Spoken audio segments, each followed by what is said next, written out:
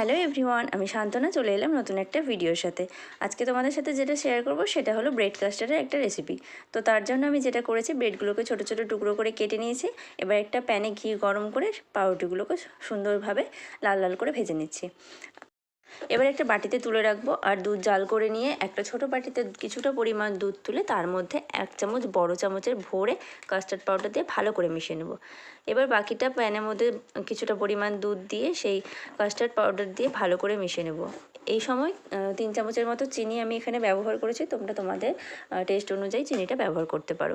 ভালো করে জাল করে নেব। দেখো, যতক্ষণ পর্যন্ত না এরকম ঘন হয়ে আসছে ভালো করে জাল করে নিতে হবে। এবার ঘন হয়ে আসলে যে বাটিতে আমি পাউরুটিগুলো ভেজে তুলে রেখেছি সেই বাটির মধ্যে উপর থেকে ঢেলে দেবো। ব্যাস, হয়ে গেল রেডি। এবার তোমরা উপর থেকে এর মধ্যে বাদাম কুচি করে ছড়িয়ে দিতে পারো তোমাদের ইচ্ছে মতো। মেয়ের তো এটা খুব পছন্দ হয়েছিল, কালকে খেতে খেতে বলছিল, মামা কালকে কিন্তু আমি টিফিনে এটাই নিয়ে যাবো, তুমি বানিয়ে দেবো। আমি বললাম ঠিক আছে, তাহলে বানিয়ে দেবো।